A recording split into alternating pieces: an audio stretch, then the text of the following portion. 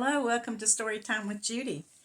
Our book today is Favorite Things by Kimberly Brubaker Bradley and illustrated by Laura Huliska Beef. Well, this little boy has a huge imagination. When his mother puts him to bed that night, he starts telling her about all of his day, and it's just fantastical. Let's find out why. It was bedtime. Daddy read Matthew a story, and then Mommy came to kiss him good night.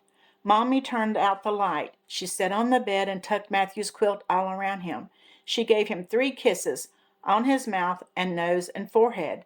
"What was your favorite thing today?" she asked. Matthew wiggled until his quilt and pillow felt just right. He said. "Maybe it was the elephants that woke me up this morning." "Elephants," said Mommy. "I didn't see any elephants." "You should have heard them," Matthew said. "One had a trumpet on his nose. One had a piano. They sang the Star-Spangled Banner. That's the song everyone sings before a race." "No wonder you got up so early," said Mommy. "What happened next?" Matthew shrugged. "The elephants marched down our driveway. They went to Spencer's house to wake him up." Mommy smiled. "Elephants are a good favorite thing, but they weren't my favorite thing," Matthew said. "I forgot. My favorite thing was winning the race." "Which race?" asked Mommy. "The race to school," Matthew said. "The one the elephants sang for. Daddy and I had a supersonic car.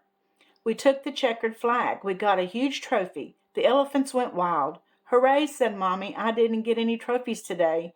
"Maybe you weren't fast enough," said Matthew. "I guess not," Mommy said. "I got stuck behind a garbage truck."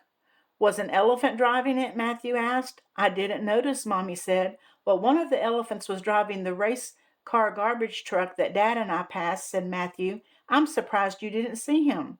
Mommy kissed Matthew again. "If I had won a race, that would have been my favorite too." "Actually, that wasn't my favorite," said Matthew. "Maybe my favorite was the giant Tyrannosaurus squirrel on the playground at school." "A giant Tyrannosaurus squirrel," said Mommy.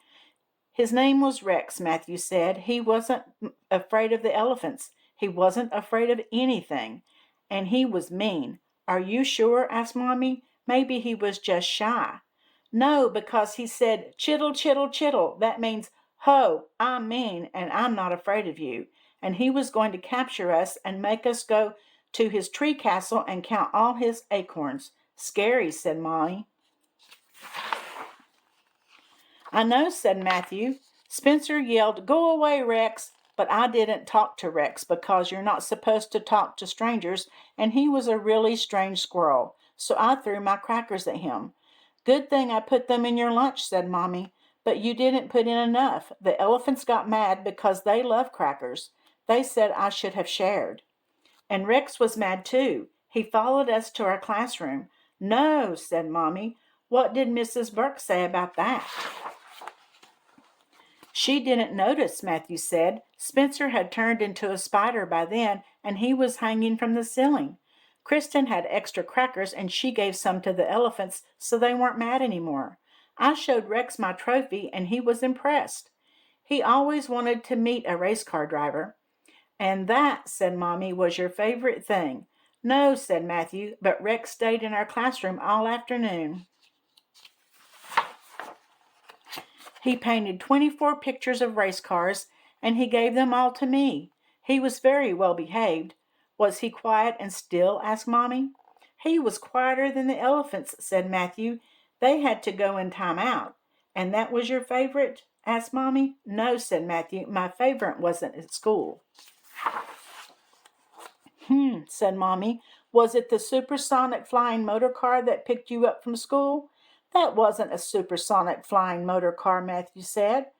"That was you in our regular car." "Was it having Spencer over to play after school?" "Spencer didn't come over," Matthew said. "Green Spaceman Spencer did." "I forgot," Mommy said. "And you were Yellow Spaceman, right?" "Yellow Spaceman Matthew. We were supersonic heroes. We saved the planet from all the rude invaders." "Is that why you were shouting at Emily and Olivia?" I wasn't shouting at Emily and Olivia, Matthew said. Green Spaceman Spencer was, to keep them from invading the planet Wisconsin. That's where all the race car drivers live. And one of the elephants lives in Wisconsin too, and so does Spencer's grandma. But the rest of the elephants came from Ireland. Do they wear green? Asked Mommy. Of course not, said Matthew. They wear spacesuits. How else could they fly? I thought they were race car drivers, said Mommy. Not in Wisconsin, said Matthew. But the race car drivers live in Wisconsin, said Mommy. Yes, but they don't drive there. I guess I'm a little confused, said Mommy. So was Rex, said Matthew, but we straightened him out. We were glad he came home with us. Emily and Olivia were afraid of him. Was that your favorite thing? Mommy asked. No, said Matthew. Guess. Was it the striped rutabagas we had for supper, said Mommy. We didn't have striped rutabagas, said Matthew. You're making that up. Was it the bath Daddy gave you? Matthew sighed. That wasn't a bath, it was a water race. Spencer and I raced Emily and Olivia in our supersonic speedboats, and Rex made sure all the sharks stayed in the tugboat. I heard a lot of splashing, Mommy said. There usually is when you have a race that big. I won. I'm not surprised, said Mommy. I let Rex take home the trophy, Matthew said. Then the elephants flew down and scooped up Emily and Olivia and Spencer and took them home, tucked him into bed, and when the water went out of the tub, all the sharks went down the drain. But it wasn't my favorite. Mommy squeezed the end of Matthew's nose. I don't think you have a favorite thing tonight, she said. Yes, I do, Matthew said. It's a special supersonic secret. Does it have anything to do with pirate ships? Asked Mommy. Or dancing hippopotamuses? It's not any kind of hippopotamus, said Matthew. Mommy leaned closer. Tell me, she said. Matthew put his arms around Mommy's neck and hugged her. Mommy put her arms around Matthew and hugged him back. This, Matthew whispered, this right now is my favorite thing. Mommy tugged him tighter. It's my favorite too, she said. The hippopotamuses, said Matthew, are coming in the morning. Well, I think that Matthew has a really big imagination, don't you? And it's kind of fun that his mommy goes along with it and plays with him about it, isn't it?